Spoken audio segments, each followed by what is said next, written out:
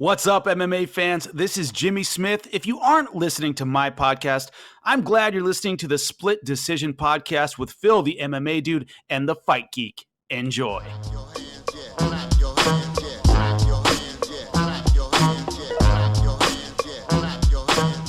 Hey guys, it's Phil, the MMA dude, back with the Split Decision podcast, episode number 28, here with my always brilliant co-host, the Fight Geek. Fight Geek, how you doing tonight, man? Doing good. Glad to be here. Ready to talk fights. Your favorite, John Jones, 239. You ready? Yeah, oh yeah. There's let's not put the cart before the horse. There's a lot to discuss. First, we're gonna do a UFC Minneapolis recap. What a card that was. Then we're gonna move into our UFC 239 preview, make our picks for that card. And then my favorite section, listener questions, and more. So I'm going to start this off like I always do, Fight Geek, with a question for you. This is actually a listener question. I thought it was a brilliant one and extremely, extremely pertinent to this particular week. So Nathan, our good friend Nathan, that's at N_web1212, said, has Francis improved enough to beat Stipe and or DC? What is your opinion on that? Well, that's pretty tough to answer based on what we've seen. You know, he's just clipping guys and knocking them out, you know. So we didn't see him clip Stipe, and that's the reason Stipe was able to turn the tides and win. So I don't think that we've definitively seen anything, you know, that we didn't know about him. We knew he was a frightening knockout artist this whole time. So we haven't necessarily learned anything new. We haven't seen his gas tank laid into a fight. We haven't seen him weather any kind of trouble on the ground and then get back to his feet. We haven't seen him take a dominant position on the ground. So I don't necessarily think you can conclusively say that he's improved enough to beat either of those guys, but he does certainly today still possess the ability to knock either of those guys out if he clips them, which was always the case. So I guess I'd say no. Okay, so I've got a few thoughts on that.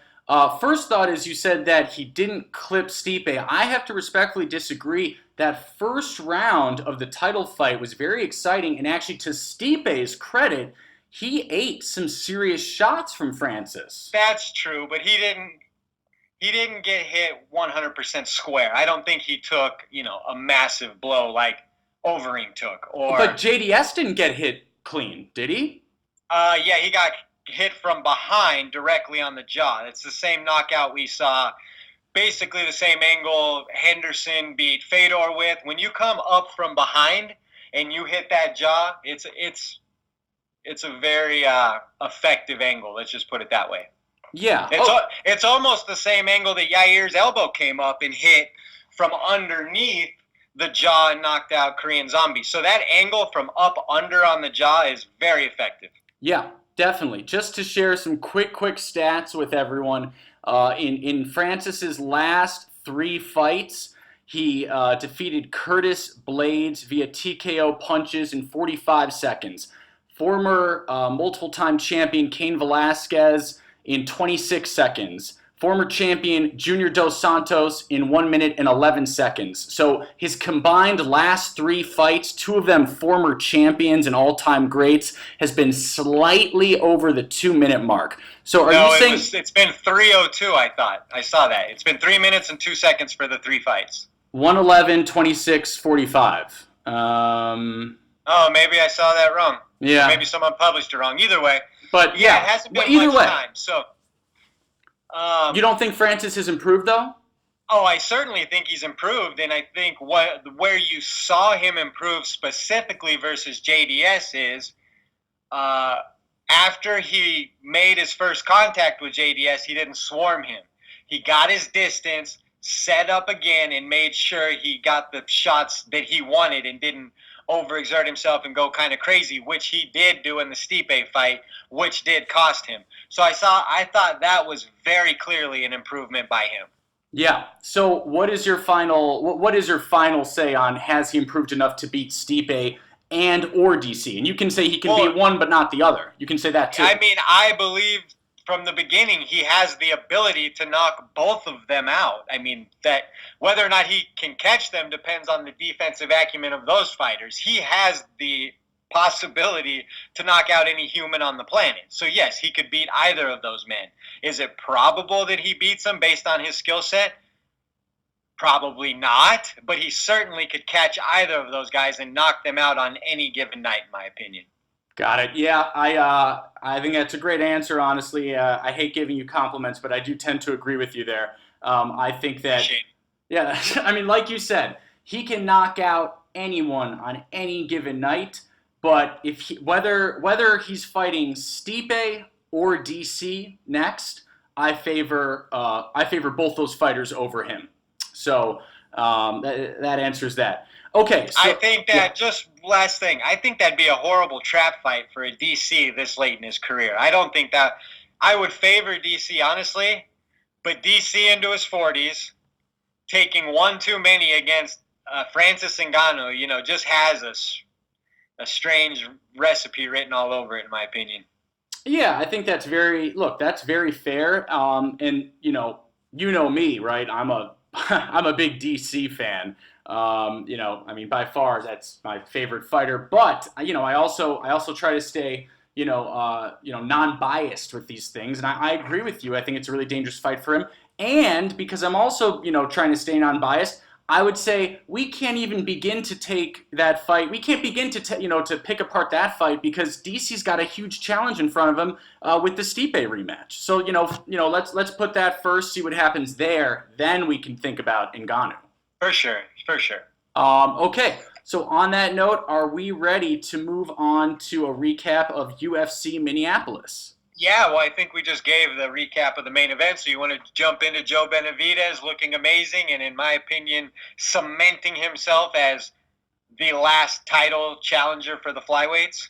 Yeah, what a performance that was, huh? Yeah, it was great. He was, it looked like very early on he was losing the striking exchanges with the length of Formiga, and I was kind of worried for him for a second, but I'm going to go out on a limb and say I firmly believe that Joseph Benavidez, skill-wise, is the most underrated fighter in the UFC.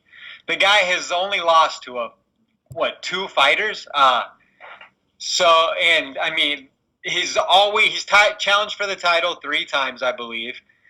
He's been there in the division start to finish. Just couldn't be more impressed with him. And then him showing his finishing instinct still at this stage of his career was really impressive.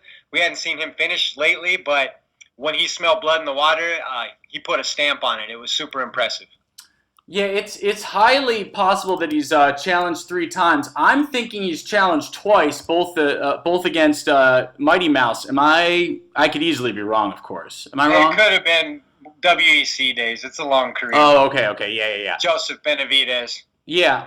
So here's my question. I've got another question for you because I distinctly remember watching that tough season of Team Cejudo versus Team Benavidez, and I remember that fight very well. And I remember Benavidez getting the very close decision. It may have even been a split decision, actually. But I definitely personally scored that fight for Henry Cejudo. Who do you have in the rematch if it's a 5-round title fight? Well, the best part about that fight would be that I think both guys are much better right now than they were that night. Yep. So I think it will be much more high level, even though it was a high level fight there. I mean, obviously Henry has elevated his game a few levels since then. And I think Joseph Benavidez, he's moved camps, kind of reestablished himself outside of Team Alpha Male, I believe, and now you're starting to kind of see him catch his groove again. So I think that's a super interesting fight.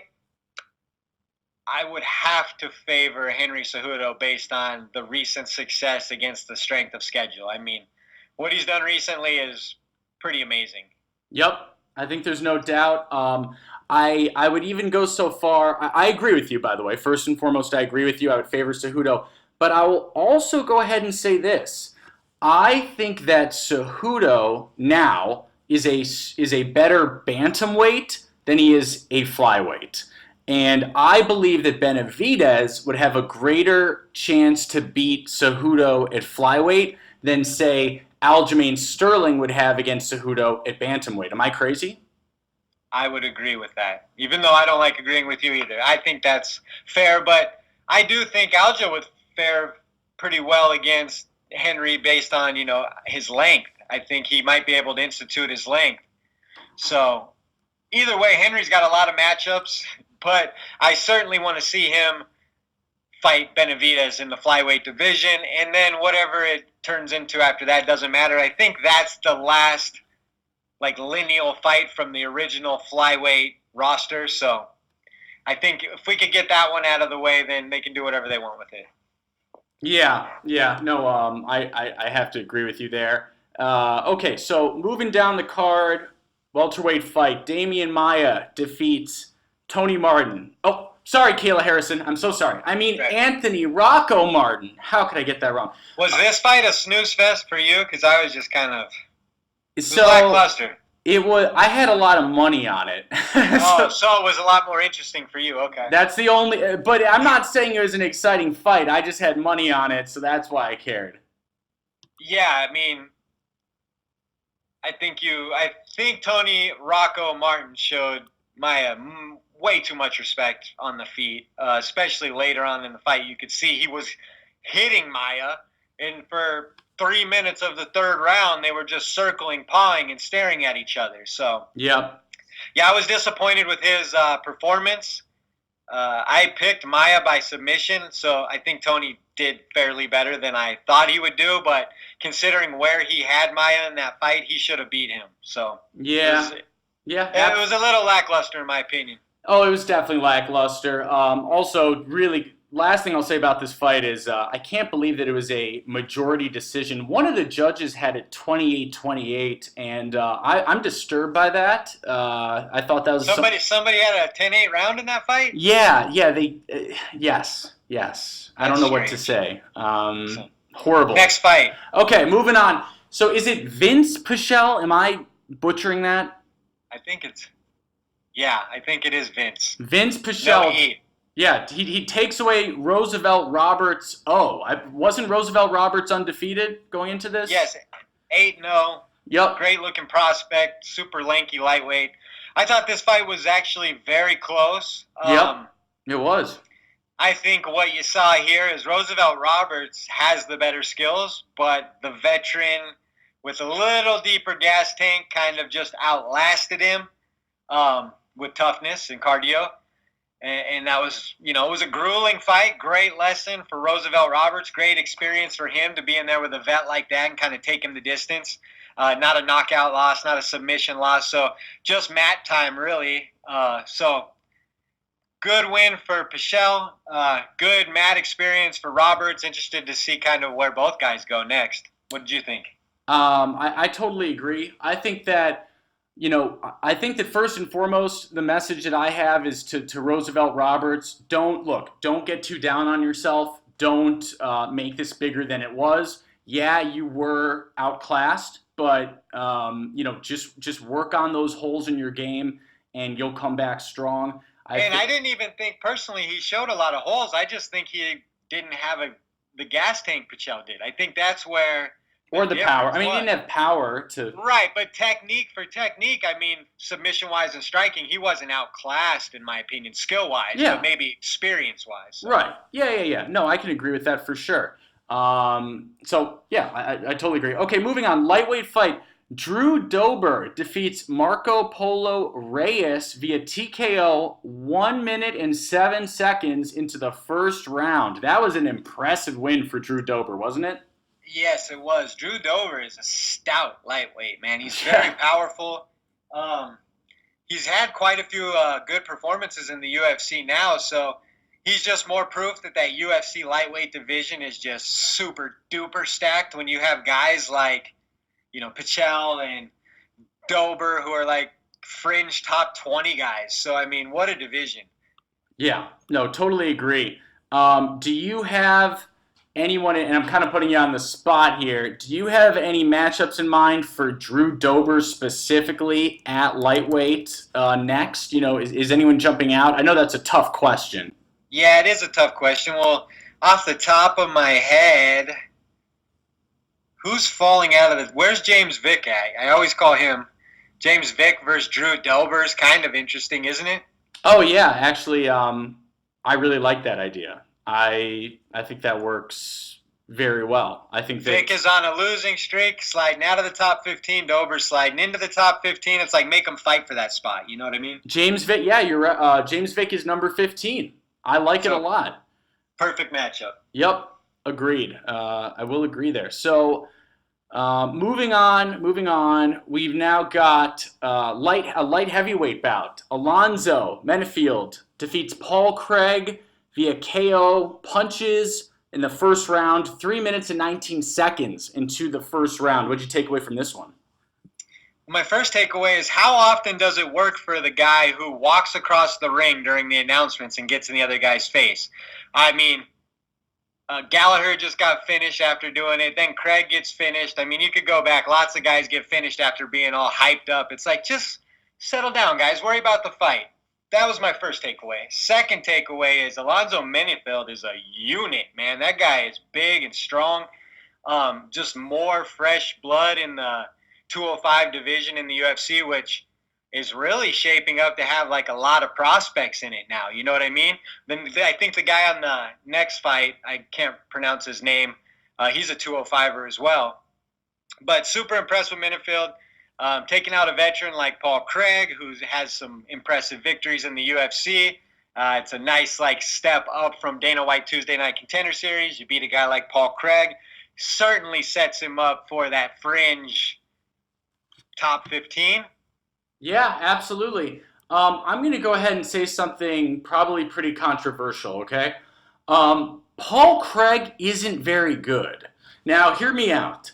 Paul Craig's few last victories have come through Hail Mary submissions. He's getting his ass whooped.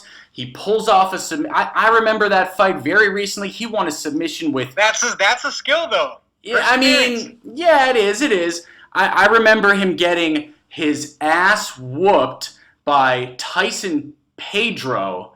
I don't even think people remember that Tyson Pedro is still alive. I mean, are you kidding me? So, I think Paul Craig is very overrated. Not to, and then, I wasn't going to bring this up, but I'm going to bring it up really quickly. Not to get weird, but I think it's a little weird that a Scotsman who has nothing to do with Judaism's name is Bear Jew. It's a little weird. It's just weird, man. He's not Jewish. I've looked into it. It's just weird. But it'd be fine if he was a good fighter, but he stinks. So I mean, I'm done with Paul Craig. You suck. You lost to Tyson Pedro easily. Okay. Just get out. All right. Do you think he's good? No, wait. Put that. Do you think he's a good fighter? Do I think he's good? Paul Craig. I think he is what he is. He's a guy who, like you said, has struggled in most of his matchups, won a couple Hail Marys, and been finished a few times. So proof is in the pudding, my friend. Let's go. Yeah, absolutely. All right. Moving on. Okay, let's just call out some stuff that matters here. Ricardo Ramos looked amazing, super athletic.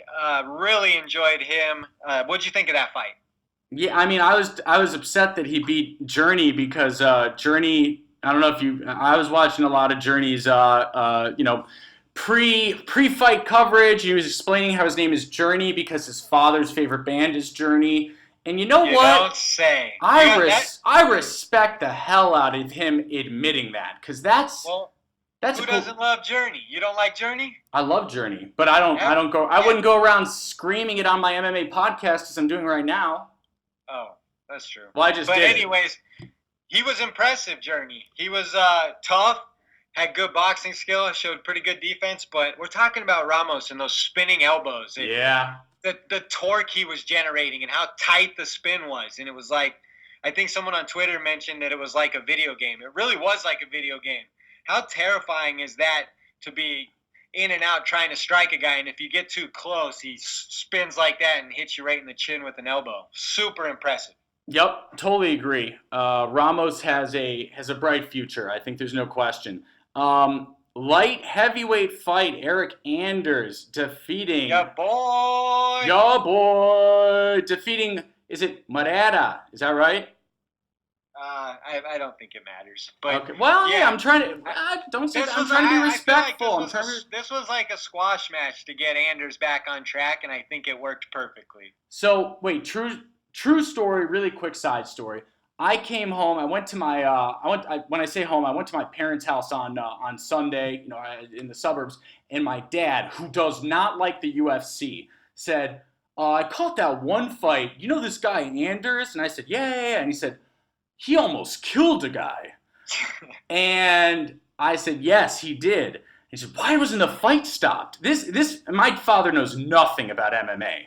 And he was saying, "Why wasn't the fight stopped?" That was such a late stoppage. It was horrible. I was very disturbed. I was like, are they trying to kill this guy? There were two very late stoppages, in my opinion, on that card. I can't remember off the top of my head what the other one was, but... Dude, that one was bad. That was bad. 2 heavy shots when he's unconscious. Yeah, I mean, at least... Was it just 2?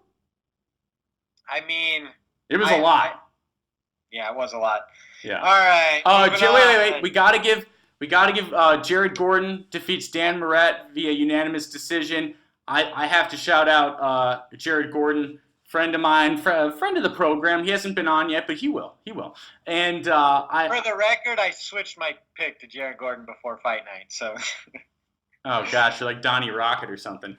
But no. Jared Gordon did a great job manning up, really gutting his way through that. He had a few sketchy situations where he was, he looked like he was in some serious submission trouble. Yeah, it was a fairly close fight. I think. Yeah. Maybe even fight of the night. No. I don't know, but I know that Gordon won 30-27, 30-27, 29-28, and I think that 29-28 had it right, by the way. 100% 29-28. Okay, yeah. So this brings us back to the guy I was talking about. Dalcha Langyambula. Did I do that right? I think so. That was impressive. Yeah. When I said Minifield was a unit, this guy is like a unit. This dude is just built. So, showed some wrestling. Obviously has enormous hands, big power. What'd you think of this guy? I was impressed. I actually think that Townsend, his opponent, is it Dequan Townsend? I'm not sure. Okay. So I thought Townsend actually did half decent because I know he was a late replacement. Obviously Dalcha finished the fight via TKO punches and elbows 42 seconds into round 3. And, he completely outclassed Townsend. I thought he looked good. What I would like to see next is, I really think it's time to put Dominic Reyes through the fire a little bit. We all know he escaped with a completely fake victory against Volkan. And here you go again. No, I won't lie. No, it's irritating. I know what you're going to say here, but why would you he's not going to fight some guy who's not even in the top 15 when he's like ranked 4th. See, that's what's so interesting about this fight, Geek. I don't think that Reyes will win that fight, okay? Well, he's not fighting this guy next. I can assure you of that. He's ranked way too high. It's just it's time for Reyes to get a real opponent and not have these judges getting paid off. I don't like Reyes, but moving on. This girl what is her name? Amanda Ribas defeats Emily Whitmire. Again, another super duper impressive performance. This card was full of them. I lost a lot of money, so thanks a lot, Emily. Thank you, Emily. Lost a lot of money on that one. Ribas is super talented. I mean, looks like a contender type for sure. Yeah, definitely. Look, women's strawweight is getting stacked. Women's bantamweight is not at the strawweight level, but it's coming back. And then obviously featherweight's what it is.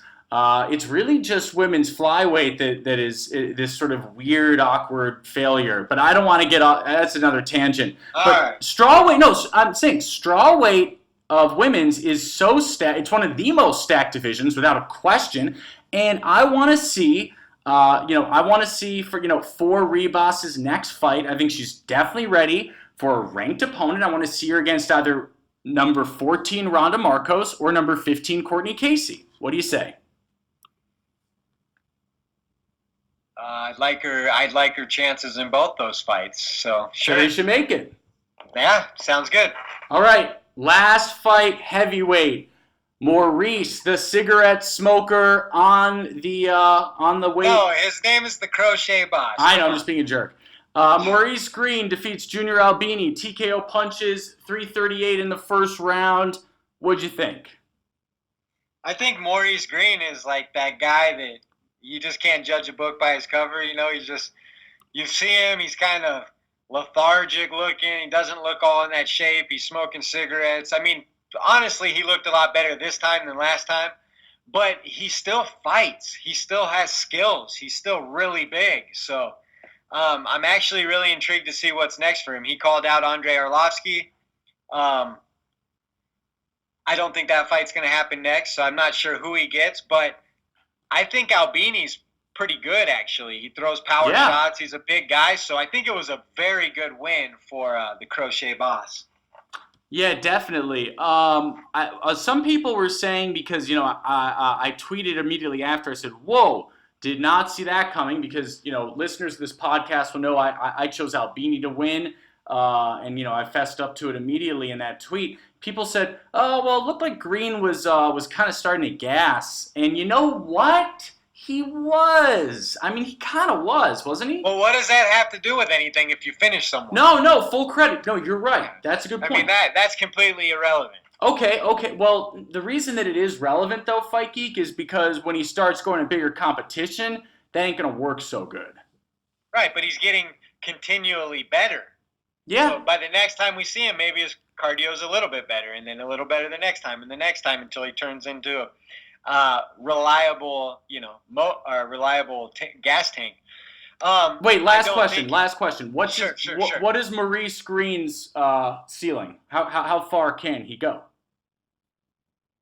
What's his ceiling? How far can he go in heavyweight? Maybe around number 5. Whoa, that's a little high. Well, how old is he? I mean, like I said, heavyweights can be 45 years old, so he probably still has 15 years of his prime. He's 32. Number 5? So he has 8 years. In 6 years, it'll be him and Curtis Blades in the division. You know what I'm saying? All right, fair. Good point. All right, are we ready to move on to our UFC 239 preview? Please. Oh, wow. Okay, Fight Geek's not having fun tonight, guys. We got to move it on. No, I'm having fun, but there's some interesting fights I want to talk there are. There's a lot to discuss, absolutely. All right, we're going to start with the main event. Main event. John Bones Jones versus Thiago Murata Santos. I will let you start it off. Who you got and how? John Jones, second round submission. Really? Yes. I think that Santos is going to come out real fast and aggressive, try and knock him out. John's defense, length, fight IQ will be good enough to outlast that early barrage. Santos will get tired. Jones will establish dominance and then get him to the ground, weary in the second round. And versus a guy that much smaller, I think John will be comfortable implementing his jiu-jitsu, which isn't used all that much, but is very good. He's done grappling competitions. He's finished guys like Lyoto Machida and standing guillotines. So I'm taking John Jones via submission in this one. In the second, right? Second round, yes. I don't think Santos has got more than about 7 or 8, maybe 9 minutes of gas versus John Jones. Okay. So just to play devil's advocate, I'm not even necessarily disagreeing, but I'm playing devil's advocate anyway. So you think that Anthony Lionheart-Smith is way better than Santos, clearly, because Smith went 5 rounds and Jones right, but I believe it'll be different application, I guess you could say. Anthony Lionheart-Smith was kind of had a game plan that was like any other fight where he was going to try and implement his game plan and be defensive. And then once that didn't work, I feel like, and I don't, I'm not putting him down or anything. I feel like he was more in survival mode than he was being offensive, threatening John for at least the last 2 rounds. Where I think Santos is going to go all in the first 5 minutes. I think he knows that he's not going to win a 5-round fight with John. We've seen people aren't going to win 5 rounds versus John. So they're going to need to put all their eggs in that early knockout basket, which is what Santos has. I think he's going to go at it. I think he's not going to get it. I think he's going to be tired. And if he goes to the ground for any reason, a slip on a kick, or John overpowers him into the clinch and puts him on the ground, John will be way too big for him on the ground. Yeah. Hard to disagree with a lot of that. The one thing I will say is I think you're not giving Santos enough credit in terms of durability and who has Santos fought even close to the level of a John Jones? A lot of people on MMA Twitter in particular. Who's the best fighter Santos has ever fought? Mousasi? Jan Blachowicz is no joke. You think Jan Blachowicz has better skills than Gegard Mousasi? He got the stop against Lionheart at middleweight. Different. But, no, I mean, look, I hear what you're saying. I think that Jones will win, and I think he's going to win via submission, just like you do. But really? Yeah, but I thought I was being super tricky with that take. No. Santos is going to gas. He's going to take him down and submit him. But I do see Santos lasting longer than you do. I think it's going to be, the round, my favorite round, the fourth. Wasn't Santos gassing versus Jimmy Manuwa when he caught that big knockout? Yeah, we're going to... you think that if he's gassing versus Jimmy Manuwa, he's not going to be gassing versus John Jones, who throws 18 different tools at you at one time?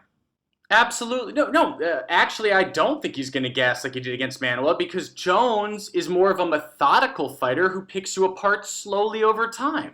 He's the guy. He doesn't have knockout power. Right, but I think Santos is going to come into that fire. He's not going to. You cannot let John Jones have the first round to settle in. Then it's really over. Right. No, I mean, we're really disagreeing over friggin' 10 minutes here. I've got Santos getting submitted in the fourth. You've got him getting submitted in the second. Okay, so we're not that creative. Let's keep it. All right, moving on. Women's bantamweight: Amanda Nunes versus Holly Holm. Is it okay if I take this one? We'll switch off on who goes first. Go ahead. Yeah, that sounds good. Okay, so I've been thinking a lot about this fight, honestly. I think this is one of the most exciting, maybe the most exciting fight on the card in terms of just if you're weighing the competitiveness and the consequences. I am so tempted to take Holly in the upset. I want to say that I'm so tempted. Don't do it. I'm so tempted. I really think she could do it. I definitely do. I think Holly's plan is going to be to keep the distance early, and then in the championship rounds, hoping that Amanda has gassed out, try to catch her with a kick. But I can't do it. I can't do it. So I think it's going to be Nunes via unanimous decision. Yeah, I think it's clear right now Amanda Nunes is the greatest female fighter we've ever seen in any era. It's pretty much undeniable. She's the best female fighter we've ever seen. And she's technically in her prime. So this is not really the best time to be facing her. Obviously, Holly has a ton of heart. She has the footwork to keep it interesting. She can keep her distance and stay away from her. But I just don't even see any answers. I don't see how she can really hurt Amanda. Amanda's going to come in, storm her down, and just land. If it goes to the ground, I think I would favor Amanda as well. So I'm going to take Amanda by 4th round TKO. I think that eventually Holly will wear down. She's going to get hit. I think you saw that in the Jermaine Durandamy fight, even though it was somewhat controversial. Holly was getting busted up in some areas of that fight. I think Holly won that fight, but I do too, especially if you consider that she should have been deducted the points at the bell, whatever. With that being said, Durandamy was landing straight rights right down the pipes, right on her face. She landed plenty of those. You know what I mean? Yeah, but Holly also ate them. I don't even think she's ever been. Has she ever been TKO'd in a MMA fight? She has not. So, remember, Holly went 5 hard rounds with Cyborg at 45 pounds, 145. Yeah, well, Cyborg went, 45 hard seconds with Amanda Nunes? That's MMA math. MMA math. Okay. Cyborg is a fading fighter, whether we like to admit it or Shots not. Shots fired from the Fight Geek. No, I'm not saying she's not the number 2 fighter in the world still, but she's obviously not in her apex prime. You know that Cyborg listens to this live, right? I love Cyborg. I just think that Amanda Nunes is clearly better than her today. We don't even release it live, but she's got a private stream to the recording, and she's actually texting me right now. I think we're way off topic. Let's keep it moving to a super interesting fight in Ben Askren versus Jorge Masvidal. Million storylines here. Is it my turn? Yeah, I think it's my turn. I'm going to be predictable, and I'm going to say Jorge Masvidal by split decision. That's the least predictable. Interesting. First of all, I'm not sure it was your turn. That's okay. Well, you said we're going back and forth, and you had the Nunes fight last. Okay, you could be right. I think that you got Masvidal via split decision, huh? Yes. Okay, so when I see this fight, I see a lot of similarities between Jorge Masvidal versus Damian Maia, if you recall. That was actually I thought it was a very fun and entertaining fight. I know a lot of people may not feel that way. It was a great fight. Damian Maia won via split decision, and Masvidal was stuffing all kinds of takedowns there. I think this is a fast... Yeah, well, Damian Maia's takedowns are horrible for the record. I mean... He's a jiu-jitsu super wizard. Well, jiu-jitsu super wizards are off their back. His takedowns are horrible. Yeah, you're right. And Askren's are better, and all the more reason they're like infinitely better. Right, all the more reason that I have Ben Askren winning a unanimous decision. I just talked myself out of it. I think Ben Askren is a very smart fighter. He is not going to stand and bang with Jorge Masvidal, okay? It's just not going to happen, folks. How do you think the animosity Jorge Masvidal has plays into this fight? Do you think it helps him or hurts him? I think it hurts him. I mean, look, I know both from mostly from sparring in the ring, whether it be boxing or Muay Thai. And then, look, I mean, the few little dust-ups I've had, personally on the side, no one goes into a fight angry and is happy about the outcome. It's not good. You burn all your energy. You fight like an idiot. Cody Garbrandt can tell you all about that. So I've got Askren via unanimous decision. All right, just to be controversial, I'm taking Masvidal. He's going to use that anger to have the performance of his life, which is going to be enough to give him a split decision over a wrestler like Askren. So, all right, moving on. Luke Rockhold versus Jan Blachowicz. So it's my turn, I believe.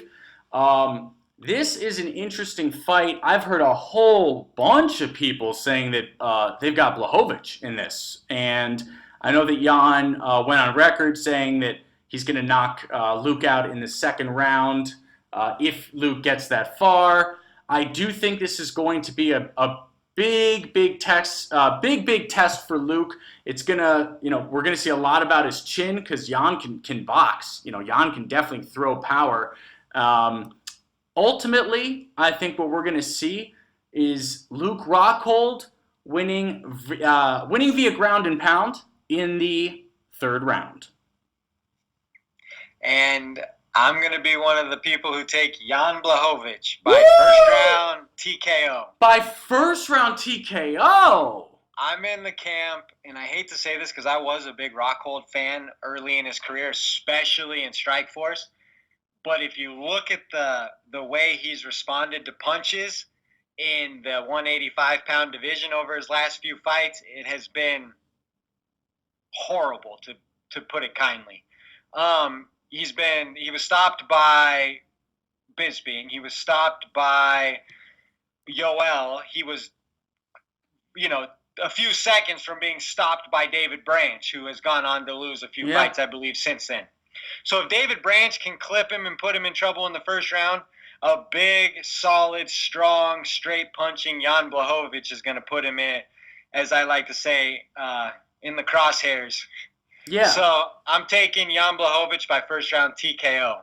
Let me really quickly play devil's advocate here because we have seen both Anthony Smith and Santos just bring their level up exponentially, moving up in a weight class. So you clearly don't think that will apply to Luke Rockhold. I think it will apply to Luke Rockhold, but the knockout he took to Yoel Romero takes 5 years off your life. So you can say whatever you want about that, but you're never the same human again after taking that kind of trauma to the head. I mean, we see knockouts and we act like they're not a big deal, but the anatomy of the human body is not supposed to take trauma like that, and he will not be the same. His chin is certainly not the same. I don't think dehydrating himself, I think that will help him, but I mean, I'm certainly feel like he will be chinny the rest of his career, no matter what weight he's at. Okay, very fair. And then it is, I believe, your turn now. Welterweight match: Diego Sanchez versus Michael Chiesa. Who you got? This is a tough one to pick. I mean, it's Michael Chiesa has to be the pick on paper, I think. But Diego's a dog, and sometimes he's tricky enough to pull it off. But I'm taking Chiesa here, and I'm going to say Chiesa by strikes. Really? Yeah, let's say third round TKO. Interesting. Okay, all right. Flying by the seat of my pants tonight. I like it. I've got Chiesa via second round submission. I think he's going to find Diego's back with the rear naked choke. Yeah, I thought that too, but Diego, at this point of his career, the strongest part of his game is his grappling and his scrambles. True. So that'll be the sharpest part of him. So I think if he's to be had, it'll be on the feet. That's just my 2 cents. Okay, cool. And then now we're on to the prelims and early prelims. We can go through these faster, but Gilbert Melendez versus Arnold Allen. I've got Arnold Allen winning this. What about you? Yeah, glad to see Gilbert Melendez back. I really hope to see him have a good performance, but got to take Arnold Allen here, streaking fighter, younger, athletic, lots of skills. So big crossroads fight here. So interesting fight. Taking Arnold Allen. Yep, absolutely. And then, and I really hope I'm not, UFC fight cards have gotten so fun to try and keep track of. You cannot trust Wikipedia, and you can't trust the website. So I'm on Tapology, and hopefully we can trust this. And we've got Marlon Vera versus Nohelen Hernandez next.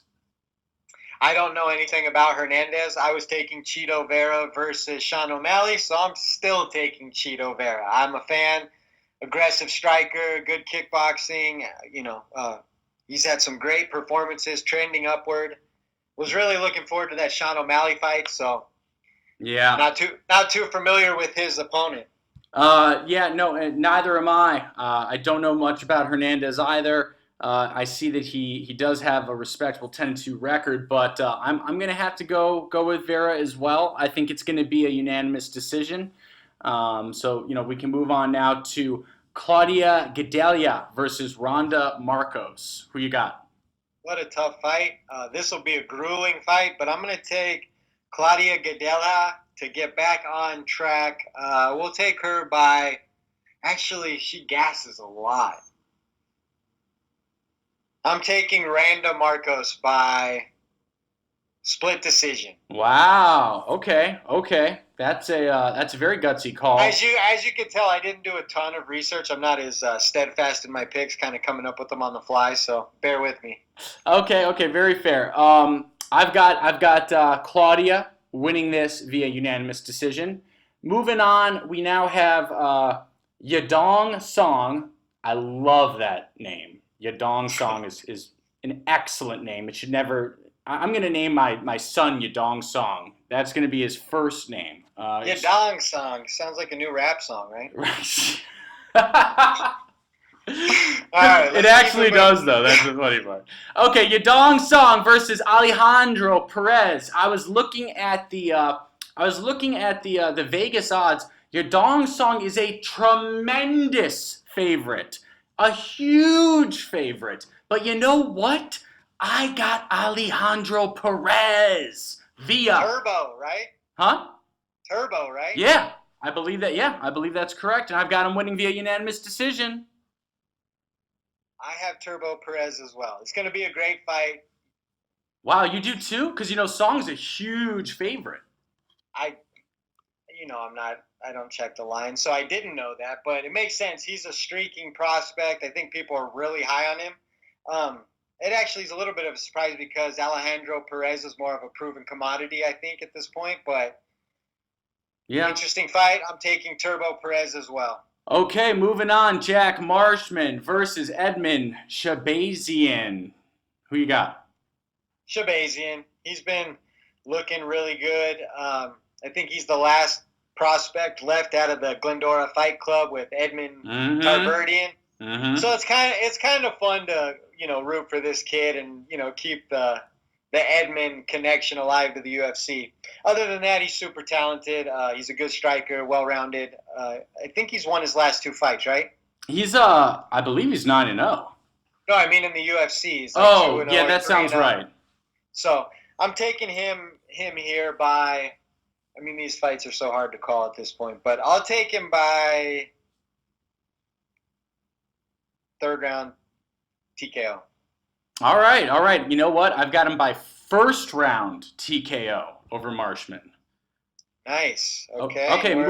Moving on. Ismail Nardayev versus Chance Raconteur. Gosh, I am butchering those names. Who you got? I think it's Ismail Nardiev. That's who I'm taking in this fight. Yeah, now pronounce the other one. I think it was Chance Roundtree. It's not Roundtree. You're thinking of the light heavyweights. I don't know. I'm taking Ismail Nardiev. I know that one. Yeah. So great listener radio, by the way. Are we done here? No, we're actually not. There's one more fight, and a lot of people are only listening to the podcast to hear about our prediction for Pani Kinzad versus Julia Avila. Go ahead. I got Julia Avila. I'm sorry, guys, if I'm mispronouncing it. I am sorry. I'm just horrible. It's this one's easy. It's Avila. Okay, maybe. Yeah, probably. I think she's going to pull the upset. I know that Pani Kinzad is a big favorite. I think Julia Avila is going to win via split decision in a big upset. I have the same, believe it or not. All right. So it's now time for what? Well, we're going to take one quick break here, and then after that, you know what it is, folks. All right, we're back with the... Hey guys, it's Phil the MMA Dude, letting you know that this episode of the Split Decision Podcast is brought to you by TotalAggressionClothing.com. Visit www.TotalAggressionClothing.com and use the promo code 46210 to receive a special Split Podcast discount on all Total Aggression hats, shirts, hoodies, and more. Again, that's www.TotalAggressionClothing.com with promo code 46210. All right, we're back with the Split Decision Podcast, and it's time for Listener Questions! All right, I got one queued up right here. Thanks to everybody who takes the time to give us questions. We always appreciate it. This one is from Unsolicited Fight Picks at, what is this? What's his handle? Sorry. Wow, that's offensive. At Combative Views. Sorry. He says, winner of Askin Masvidal getting the next shot at Usman? Yes or no? I hate to be a really, really arrogant jerk and say I told you so, but I told you so! What did I say, Fight Geek? I was like, it's pretty sketchy that Covington versus Usman hasn't been signed, and now I think that the Askren Masvidal winner is going to get the title shot. That's the way it's looking now, right? Definitely. That's part of the reason I hated the Colby fight versus Robbie so much. It just makes no sense to me, but I'll sure watch it. Oh yeah. To answer his question, I think absolutely, Askren Masvidal winner gets it. And I'll take that answer too. Sure. Okay. Moving on. This is from our good friend Pat Tobin. That's at Pat_Tobin. Is the UFC's special treatment of Jon Jones harming the integrity of the sport? Numerous indiscretions overlooked, picogram fiasco, moving an event, now talk of trying to get a loss 10 years ago overturned. I understand you look after your stars, but is this too much? Fight Geek, why don't you start this one? Okay. Can't wait to hear what you think, Phil. Hey, you started. I think it's obvious. The special treatment Jones has hurt the credibility of the UFC. I don't see how you could say that it hasn't. It may not, to the new fan, the ESPN generation fan, the person who they're marketing Jon to now in a new light, in a new package. But I think all of us, all the people who have been following along, are seeing the way things are shifting. We're seeing no matter where you stand on Jones and the picogram readings and this, that, and the other thing. The conversations aren't strictly about the fighting. It's about, PEDs. It's about moving events. It's about, canceling the show in the past. It's about, hitting women in your car. It's about all these other things which I think have to hurt the credibility, especially whenever I think it's obvious that the goal line has been moved a small amount for him, especially when it comes to like the picogram readings and things like that. So if you're paying attention, I think it's impossible to say that it hasn't hurt the credibility. What do you think, Phil? Yeah, and I'll keep this short, I promise, because everyone who listens to the show and follows me, they know what I think about Jones. But I do want to keep this short, and I want to keep it unbiased as best that I can. What I will say is this: is it hurting the credibility of the sport? I think less so than many think, honestly, because especially when you take into account the ESPN generation, a lot of fans don't really know the full story of Jones. And that works to his advantage, and that works to the sport's advantage.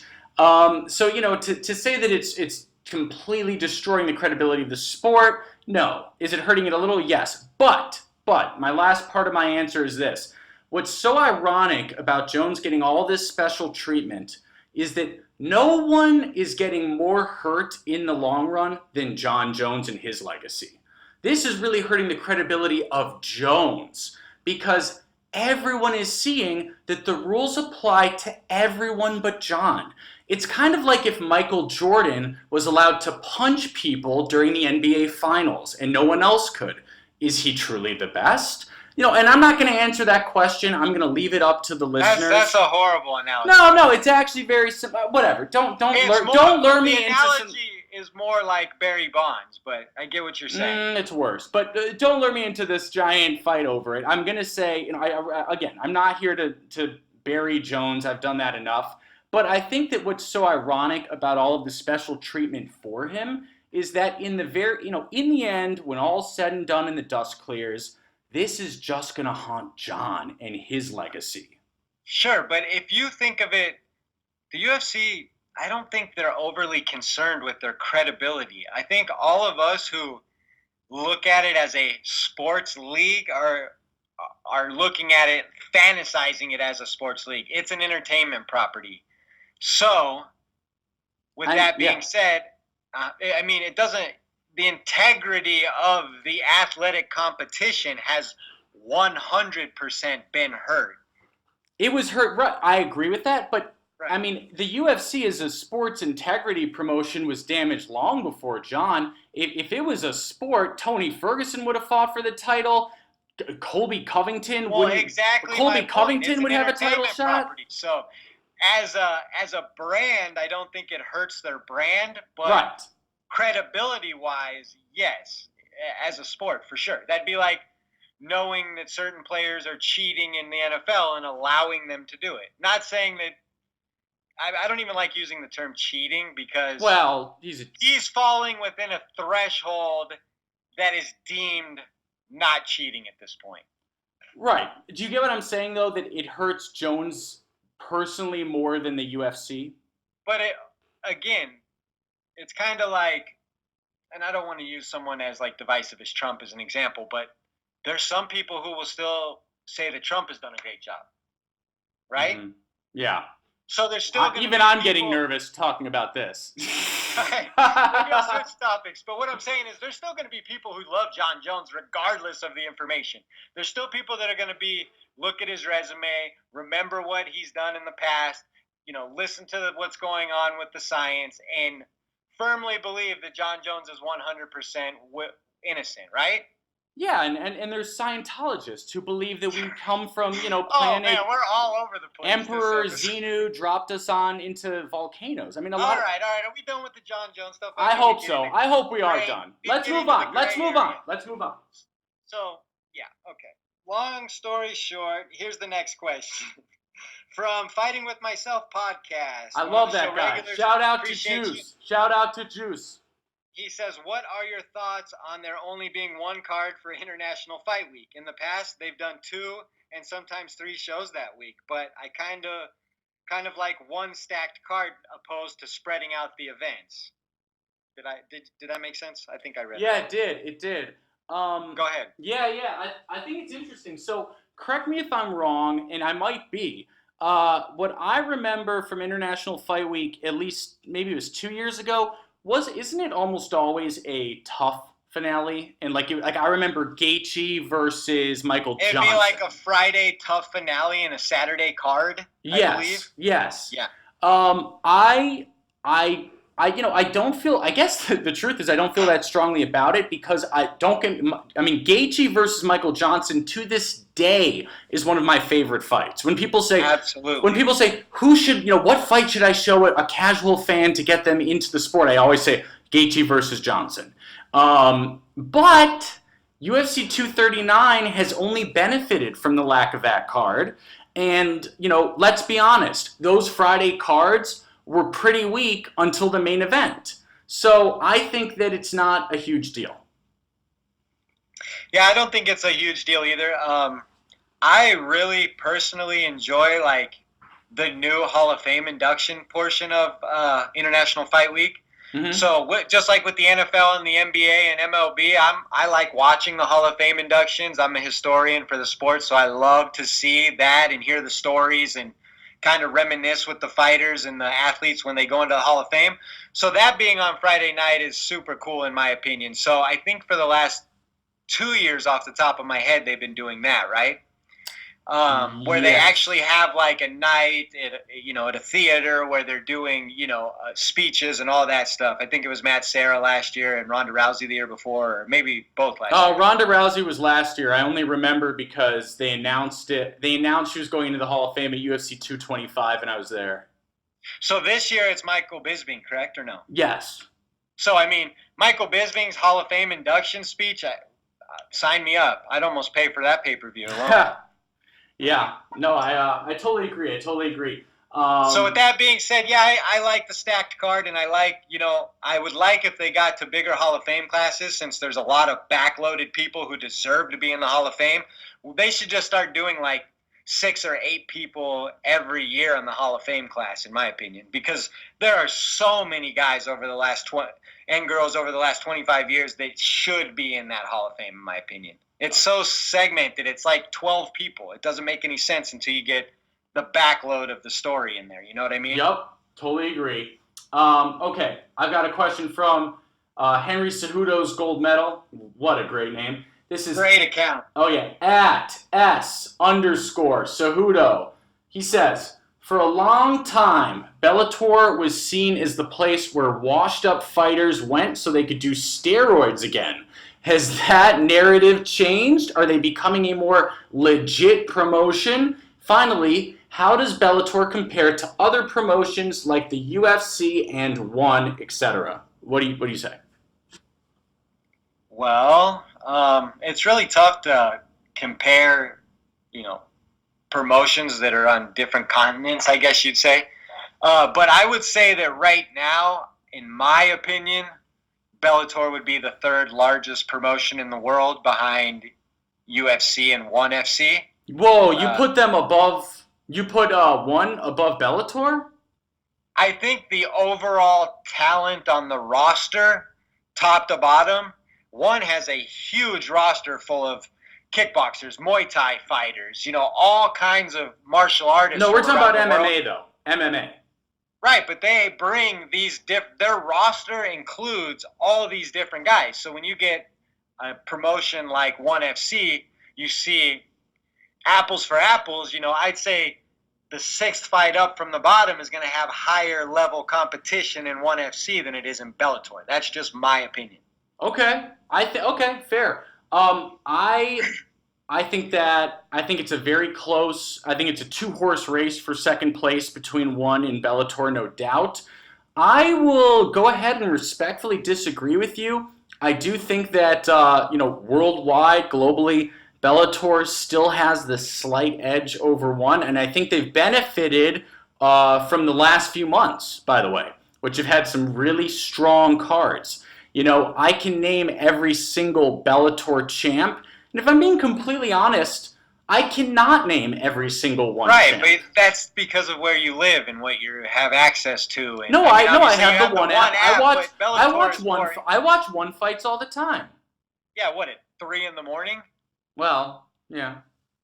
Yeah, and then it's not apples to apples. I see what you're saying. No, that's a good point. Yeah, that's fair. So, but I think based on Bellator is still putting on fights with people that shouldn't be on television. You know what I mean? Hey, so every now. Hey, are you talking about Tombstone? Tombstone's a legend. Tombstone's a legend. So there's still some fights that are going down like that on the very, very low level. That until I see those fights kind of eliminated, then when I go watch ONE FC, there's no one that's below like pro level. You get what I mean? Yes. You following what I'm saying? Yes. They have like 20 fights on their cards, and every single guy is at least world class. Maybe he's not a champion or whatever, but they're all like world class martial artists, kickboxers. Every single? Well, they're better than. They're more talented and seasoned than Tombstone. No one's more talented than Tombstone. Okay. All right. We're getting off topic. We're dragging through the mud in this one. Okay. All right, let's move it on.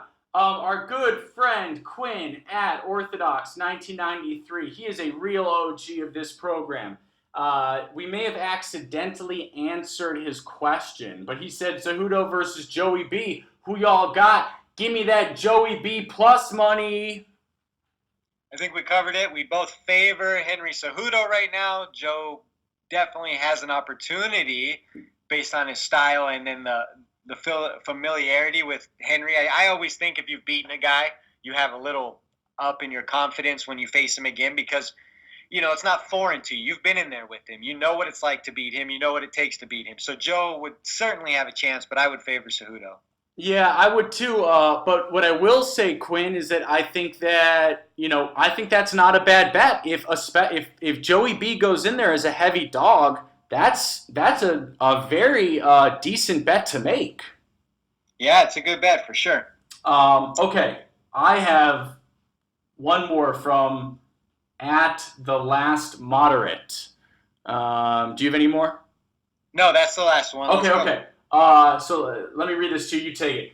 This is at the last moderate. The handle is at th last moderate 1.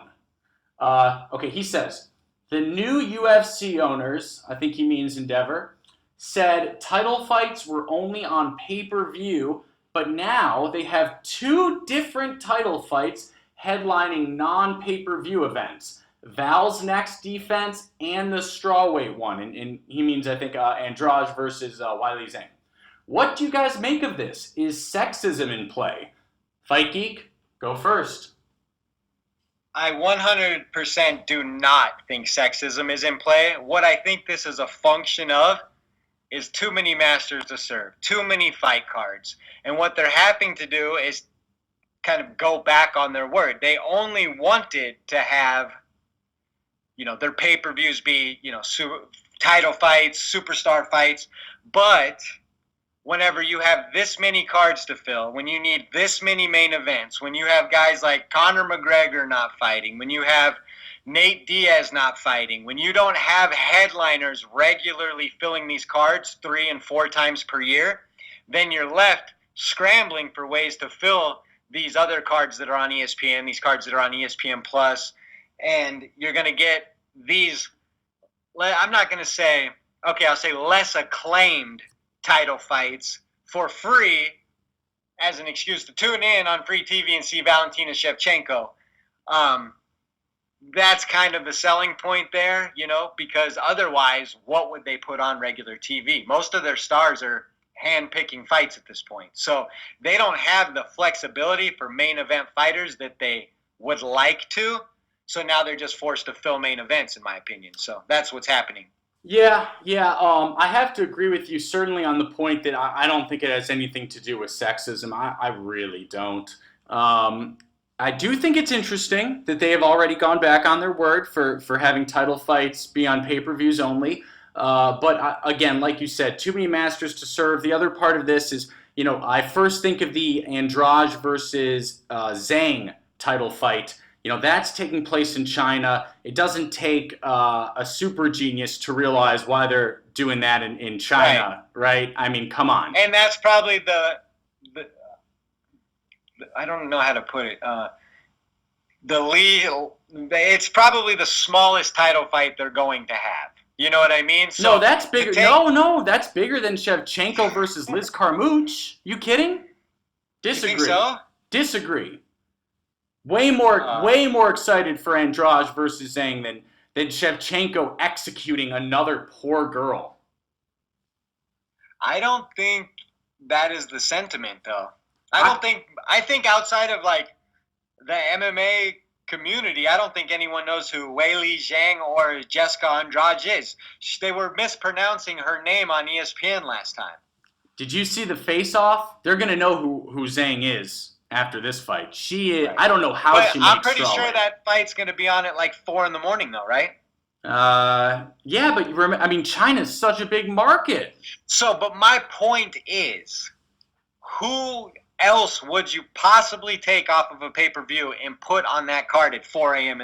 So, yeah, you're not going to take Stipe and DC and put it there. You're not going to take, any fight that's relevant and put it there. So by default, these slots are being filled, in my opinion. Yeah. So you think that Shevchenko versus Carmouche, that interests you more than Andrade versus Zhang? Well, I think Shevchenko is the second best pound-for-pound female fighter in the world today, and has a chance to avenge a loss on her record. So yes, I think it's incredibly interesting. Okay, interesting. Yeah, we do disagree a little bit there. I'm more excited personally for Andrade. Competitively, I think Andrade versus Zhang is a more even matchup, honestly. Yes, agreed. And I think to the casual fan, Valentina Shevchenko overshadows both of those girls. Yeah, the truth is, man, look, I just feel bad for all the other flyweight women that aren't Valentina. She's gonna kill someone. She's gonna kill someone. Yeah, I just feel bad. Liz Carmouche beat her, so. Well, she's about to get knocked into another planet. That was like 7 years ago, I think. So yeah, she's about to get badly. Does that do it for us, or what? Yeah. So right before I hand it off to you guys, look, if you enjoyed the podcast, obviously we would never ever ask for this, but if you enjoyed it and you happen to want to go onto iTunes and give us a 5-star review, please feel free. But again, we would never ask for that. And but if you want to, feel free. And with that, Fight Geek, take us away. All right, guys, as usual, you can find us on iTunes, Spotify, YouTube, Google Play, Stitcher, and more. I'm at The Fight Geek MMA. He's at Phil the MMA Dude. We are at Split_podcast. It's 4 words, The Split Decision Podcast. Thanks for tuning in. We'll talk to you next week. Peace. Peace.